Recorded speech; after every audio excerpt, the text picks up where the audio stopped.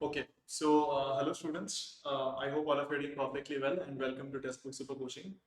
तो आज का हमारा जो सेशन होने वाला है दैट इज अपॉन 2D स्क्वायरेटिक। ठीक है, तो हम लोग क्या पढ़ेंगे भाई? हम लोग पढ़ेंगे ब्रिलुआ जोन।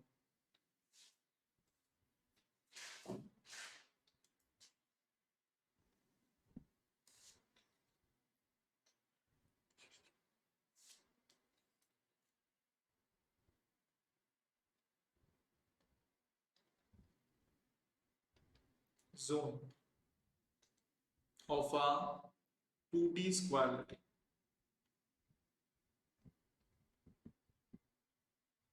कैसे करेंगे इस चीज को? देखो, पहली बात तो एक 2D स्क्वायरेटिक को ड्रॉ करते हैं। डायरेक्ट स्पेस में अगर ड्रॉ करेंगे तो कैसे दिखेगा?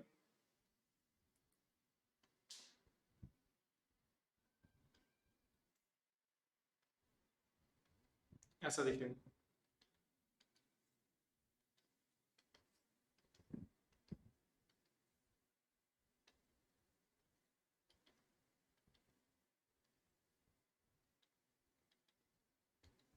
तो ये बेसिकली एक 2D स्क्वायरेटिक है। यहां से यहां तक का लेंथ a, यहां से यहां तक का लेंथ a। तो प्रीमिटिव ट्रांसलेशनल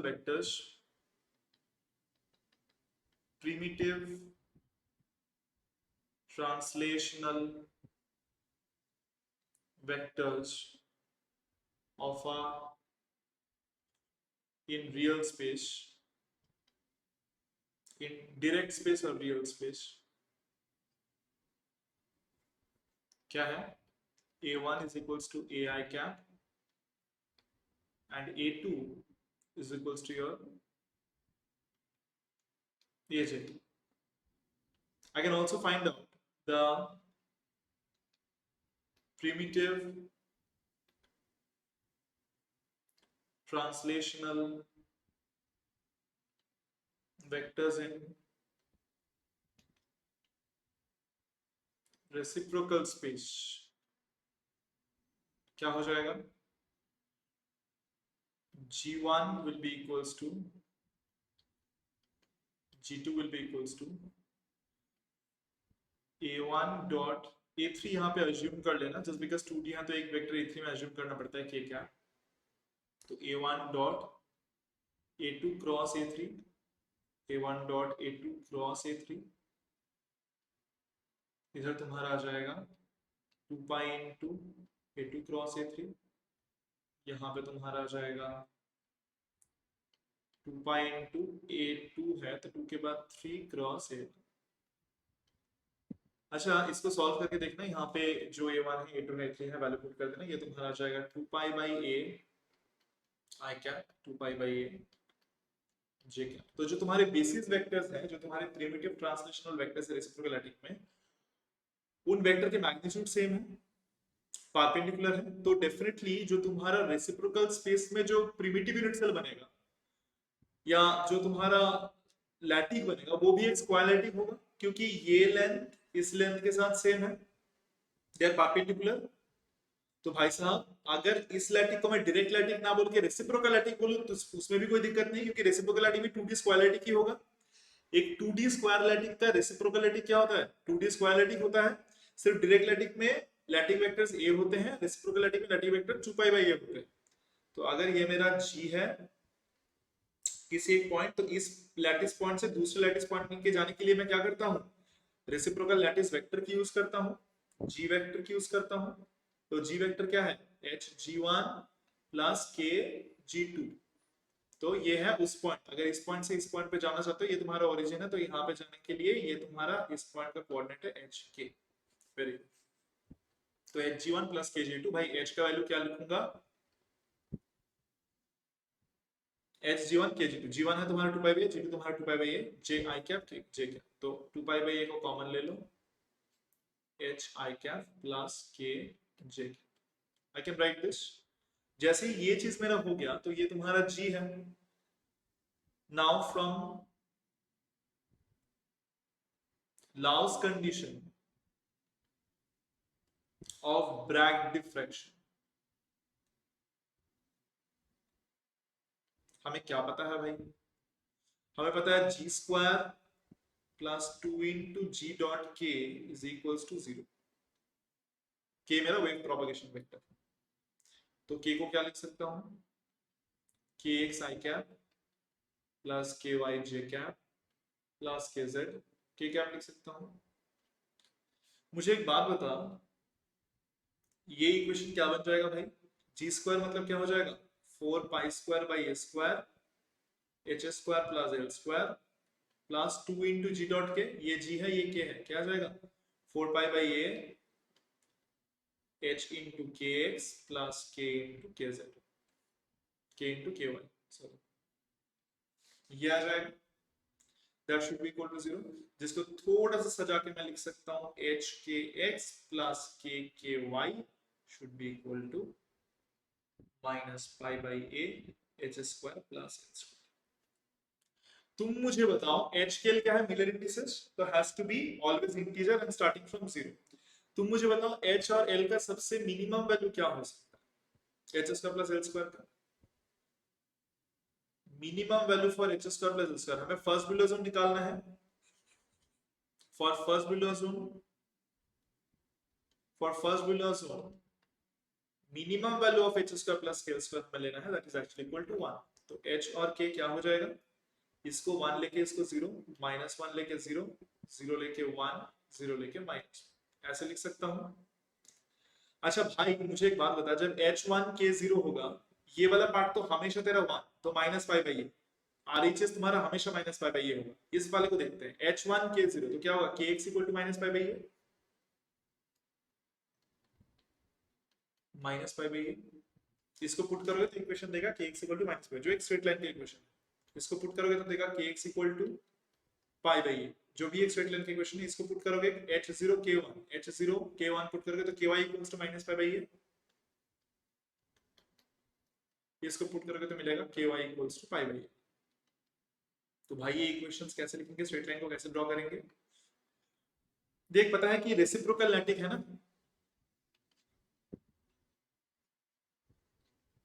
तो एक एटम से दूसरे एटम में जाने के लिए जो 4 एटम्स तुम्हारे होंगे, सबसे minimum value h0 k h1 k0 h -1 k0 h0 k1 h0 k -1, वो 4 एटम कौन कौन से हैं? वो 4 एटम इन पोजीशन वेक्टर्स पे हैं। तो यहां से यहां तक का डिस्टेंस 2 पाई बाई है, यहां से यहां तक का डिस्टेंस 2 पाई बाई है, यहां से यहां तक का डिस्टेंस 2 पाई बाई है, यहां से यहां तक का डिस्टेंस 2 पाई बाई है। ठीक है, अब मुझे बताओ अगर ये सारे 2 पाई बाई डिस्टेंस में है, तो यहां से ये पाई बाई ये होगा, तो पहला वाला स्ट्रेट लाइन होगा kx equal to pi by A, मतलब ये वाला straight line. kx equal to minus pi by A, मतलब ये वाला straight line. ky equals to pi by A, मतलब ये वाला straight line. ky equals to minus pi by A, मतलब ये वाला स्ट्रेट लाइन। तो यहाँ से ये pi by A, minus pi by A, plus pi by A, minus pi by A. Very good. तो ये जो तुम्हारा आया है,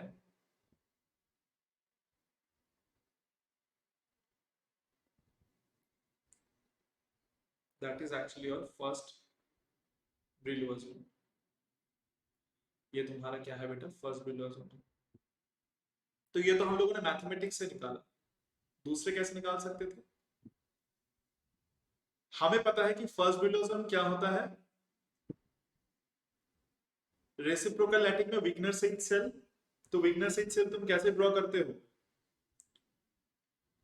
विग्नर स्थित सेल तुम कैसे ड्रॉ करते हो? सर जी जी वेक्टर ड्रॉ करते हैं, फिर उसका परपेंडिकुलर बाइसेक्टर बनाते हैं। तो नियरेस्ट नेबर के लिए ये तुम्हारा पहला जी वेक्टर, दूसरा जी वेक्टर, नियरेस्ट नेबर, एकदम nearest neighbour, first nearest neighbour, ये जी वेक्टर, ये जी वेक्टर, 4 जी वेक्टर्स आए। तो इस एटम के या इस लैटिस पॉइंट के फर्स्ट नियरेस्ट नेबर कौन कौन है? ये 4 एटम है, जो कितने डिस्टेंस दूरी पे सिचुएटेड है? 2 पाई बाई ए। ये वाला नहीं हो सकता, इसका ये सेकंड नियरेस्ट नेबर है, इससे इसका डिस्टेंस 2 पाई बाई ए से ज्यादा है। तो सिर्फ फर्स्ट नियरेस्ट नेबर को अटैच कराना है, करा दिया। फिर उसके परपेंडिकुलर बाइसेक्टर बनाओ। इस लाइन का परपेंडिकुलर बाइसेक्टर ये, इस जी वेक्टर का परपेंडिकुलर बाइसेक्टर ये, इस जी वेक्टर का परपेंडिकुलर बाइसेक्टर ये, इस जी वेक्टर का परपेंडिकुलर बाइसेक्टर ये। अब ये कौन कौन से प्लेन है? यहाँ पे h equal to 1, k equal to 0, तो ये वाला प्लेन हुआ तुम्हारा 1 0 प्लेन, ये वाला प्लेन हुआ 1 बार 0 प्लेन, ये वाला प्लेन हुआ 0 1 प्लेन, ये वाला प्लेन हुआ 0 1 बार प्लेन, ये जो चार प्लेन्स आए हैं ये वाला प्लेन जी वेक्टर के परपेंडिकुलर है, तो ये वाला प्लेन 1 0 प्लेन कौन से है, ये है। ऐसे चार प्लेन्स है, ये है, सॉरी एक ये है, ये एक ए है, ये है और एक ये है, ये तुम्हारे चार प्लेन्स, ये चार प्लेन से तुम्हारा रिडोजन बाउंडेड। तो मैं तुम्हें दो तरीके से बता दिया, एक तो प्रॉब्लम सॉल्व करके मैथमेटिक्स से प्लेन का इक्वेशन डिराइव करके बता दिया, दूसरा कैसे बताया, विग्नर से ड्रॉ करके बता दिया कि अगर ये तुम्हारा लैटिस पॉइंट है तो इससे नियरेस्ट नेबर को कनेक्ट करो, उसके परपेंडिकुलर बाइसेक्टर ड्रॉ करो, उस परपेंडिकुलर बाइसेक्टर्स के अंदर जो रीजन बाउंडेड है that is your first region. Second region कैसे निकालेंगे भाई, सेकंड रिडोजन के लिए for second region H square plus K square का नेक्स्ट मिनिमम वैल्यू क्या हो सकता है, 2 एच के। 2 कैसे लो, दोनों को 1 करो, इसको -1 करके +1, इसको +1 करके -1, इसको -1 करके इसको -1, दोनों का स्क्वायर करके करो 2 आ जाएगा। जब h के दोनों ही 1, तो ये इक्वेशन तुम्हें अब क्या दे रहा है भाई, ये जो इक्वेशन था h k x plus k k y equals to -π/h² plus k square, h k x plus k k y equal to -π/a h² plus k square, क्या दे रहा है ये इक्वेशन तुम्हारा अभी, just because I know h² plus h² is 2, तो ये तुम्हारा हो जाएगा -2π/a h by kx k k y। तो यहाँ पे तुम्हारा आ जाएगा h के जब 0 1 1 तो kx plus ky is -2π/a, ये एक स्ट्रेट लाइन का इक्वेशन है। अगेन ये वाला आएगा तुम्हारा, इसको -1 +1 -kx plus ky, ये वाला होगा kx minus ky, ये वाला होगा -kx minus ky, क्या आएगा, हर इसका are is same 2π/a 2π/a 2π/a, ये सारे एक एक स्ट्रेट लाइन के इक्वेशंस है भाई, सारे एक एक स्ट्रेट लाइन का इक्वेशन। कैसे, तुझे पता होगा अगर x/a plus y/b equal to 1 होता था तो वो स्ट्रेट लाइन y एक्सिस और x एक्सिस में कहाँ इंटरसेक्ट करता था, x एक्सिस में इंटरसेक्ट a, y एक्सिस में इंटरसेक्ट b, तो ये स्ट्रेट लाइन x एक्सिस में कहाँ इंटरसेक्ट करेगा, -2π/a पे, y एक्सिस में कहाँ इंटरसेक्ट करेगा, -2π/a पे।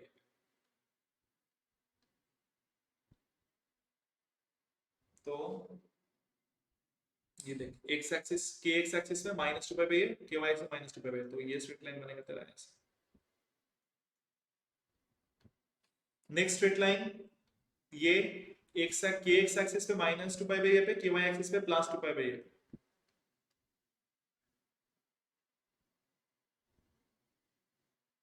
हाँ दोनों, पहले वाला तो दोनों ही माइनस में था, तो पहला वाला स्ट्रेट लाइन ये होना चाहिए था, दूसरा वाला स्ट्रेट लाइन ये होगा, तीसरा वाला स्ट्रेट लाइन क्या है,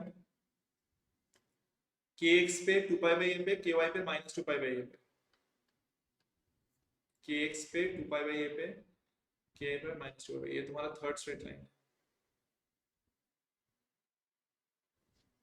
ये डिस्टेंस 2π/a है ना, यहाँ से इस एटम का डिस्टेंस 2π/a, इस लैटिस पॉइंट का डिस्टेंस, और यहाँ पे चौथा वाला स्ट्रेट लाइन दोनों ही पॉजिटिव, ऑफ कोर्स kx पे भी ये माइनस साइन था, यहाँ पे कम ऑन सब में माइनस साइन था, तो यहाँ पे पॉजिटिव पॉजिटिव, तो चौथा वाला स्ट्रेट लाइन ये हो, चौथा वाला स्ट्रेट लाइन ये हो, तो this is straight line number 4। Straight line number 1 कौन सा होगा, ये दोनों पे माइनस में इंटरसेक्ट है 2π/a पे, दोनों पे ही ये माइनस, तो ये वाला है तुम्हारा 1 फर्स्ट स्ट्रेट लाइन, फिर ये फोर्थ स्ट्रेट लाइन, ये फर्स्ट स्ट्रेट लाइन, ये है सेकंड स्ट्रेट लाइन, ये होगा थर्ड स्ट्रेट लाइन। ये जो चार स्ट्रेट लाइन है, चार स्ट्रेट लाइन मैंने ड्रॉ करके बता दिया कौन सा वाला कौन सा,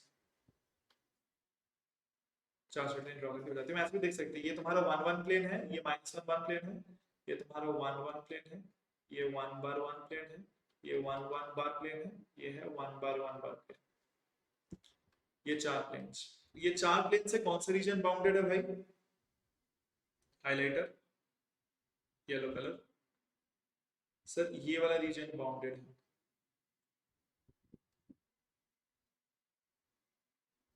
ये वाला रीजन बाउंडेड है, ये वाला रीजन बाउंडेड है, ये वाला रीजन बाउंडेड है, तो ये रीजन कौन सा होगा, ये तुम्हारा होगा सेकंड रिडोजन। ये वाला रीजन कौन सा होगा, ये वाला रीजन होगा तुम्हारा सेकंड बिलो जोन, ठीक है। वैसे ही तुम यहाँ पे फर्स्ट बिलो जोन और सेकंड बिलो जोन का एरिया निकाल सकते हो। Area of first below zone क्या है, ये स्क्वायर का एरिया, यहाँ पे इस साइड पे पाई बाई है, इस साइड पे पाई बाई है, तो स्क्वायर का साइड का लेंथ क्या होगा 2 पाई बाई है, तो 2 पाई बाई ए का स्क्वायर जो तुम्हारा है 4 pi square by A square.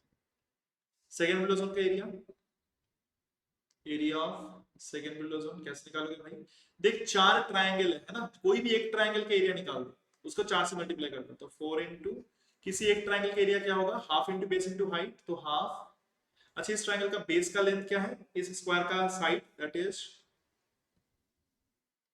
2 pi by A multiplied by height कितना होगा, सर यहां से यहां तक का डिस्टेंस है 2 पाई बाई ए, यहां से यहां तक का डिस्टेंस पाई बाई ए, तो ये भी पाई बाई ए ही होगा, हाइट पाई बाई ए, क्या रह रहे 4 pi square by A square. Sir first below zone का और सेकंड बिलो जोन का एरिया सेम है। सेकंड बिलो जोन और बनाने का और एक तरीका क्या है, सर जी एक काम कीजिए, सेकंड नियरेस्ट नेबर को कनेक्ट कीजिए, ये कर दिया सेकंड नियरेस्ट नेबर को कनेक्ट, ये जी वेक्टर, ये कर दिया सेकंड नियरेस्ट नेबर को कनेक्ट, ये जी वेक्टर, ये कर दिया सेकंड नियरेस्ट नेबर को कनेक्ट, ये जी वेक्टर, ये कर दिया सेकंड नियरेस्ट नेबर को कनेक्ट, ये तुम्हारा हो गया जी वेक्टर, ये तुम्हारा हो गया जी वेक्टर। अब इन सारे वेक्टर्स के ऊपर मैंने परपेंडिकुलर बाइसेक्टर ड्रॉ किया है, ये एक परपेंडिकुलर बाइसेक्टर, ये एक परपेंडिकुलर बाइसेक्टर, इसके ऊपर ये परपेंडिकुलर बाइसेक्टर, इसके ऊपर ये परपेंडिकुलर बाइसेक्टर। तो इसके अंदर जो रीजन कनेक्टेड है कौन सा है, ये वाला region, of course first below zone को छोड़ के, फर्स्ट बिलो जोन को छोड़ के जो रीजन कनेक्टेड है वही तुम्हारा सेकंड बिलो जोन है। तो सेकंड बिलो जोन भी तुम बना सकते हो जियोमेट्रिकल तरीके से, और एक किस तरीके से बना सकते हो मैथमेटिक्स से।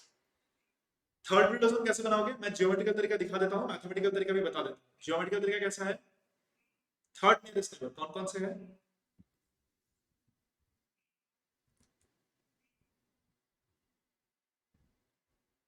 इसको कनेक्ट करोगे, ये जी, ये जी,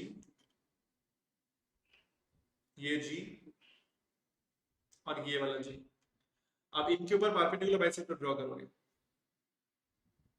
यहां से इसका, तो ये परपेंडिकुलर बाइसेक्टर एक होगा, एक होगा ये, एक होगा ये, एक होगा ये आए, तो इसके अंदर कौन से एरिया होंगे, ऑफ कोर्स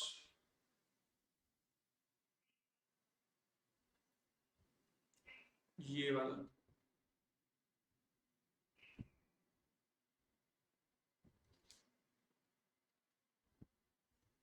सेकंड ये वाला लाइट ना थोड़ा ज्यादा ही चमकीला है, I think we can use this, थोड़ा लाइट ग्रीन है, ये तुम्हारा थर्ड बिलो जोन है, ये तुम्हारा थर्ड बिलो जोन है,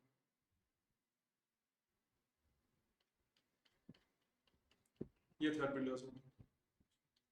और इसको मैथमेटिक्स से करने के लिए तुम्हें क्या करना पड़ेगा, कुछ नहीं सर, सेम इक्वेशन, सिर्फ H square plus K square, first below zone के लिए 1 था, सेकंड बिलो जोन के लिए 2, थर्ड बिलो जोन के लिए 3 नहीं होगा, क्यों नहीं होगा, कभी क्यों कोई भी दो इंटीजर का ऐड करके तुम 3 नहीं ला सकते, तो थर्ड बिलो जोन के लिए तुम्हें क्या करना पड़ेगा भाई, थर्ड बिलो जोन के लिए तुम्हें H square plus K square को लेना पड़ेगा, for third below zone H square plus K square को तुम्हें लेना पड़ेगा 3, सॉरी 4, तो h के क्या आ जाएंगे 2 2 माइनस 2 2 2 माइनस 2 माइनस 2 माइनस 2, तुम्हारा इक्वेशन क्या होगा kx into h plus k into ky should be equals to, ये 4 है ना, क्या था वो इक्वेशन क्या था, minus pi by A into this, तो यहाँ पे माइनस 4 पाई बाई,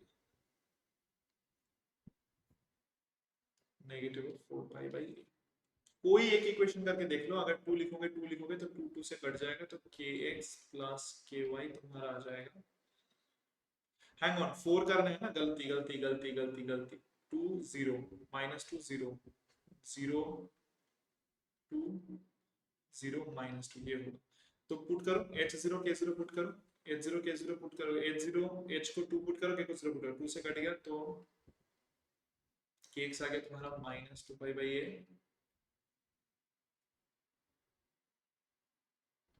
kx एक बार आएगा प्लस 2 पाई बाई ए, यहाँ पे ky आएगा minus 2 pi by A, ky आएगा प्लस 2 पाई बाई ए, तो ये 4 स्ट्रेट लाइन के क्वेश्चंस तुम्हारे आ गए। देखना ये तुम्हारे 4 स्ट्रेट लाइन है, ये 4 स्ट्रेट लाइन है, 2 पाई by A, 2 pi by A, 2 pi by A, 2 pi by A, 4 straight line से तुम्हारा थर्ड बिलोसिन बाउंड है।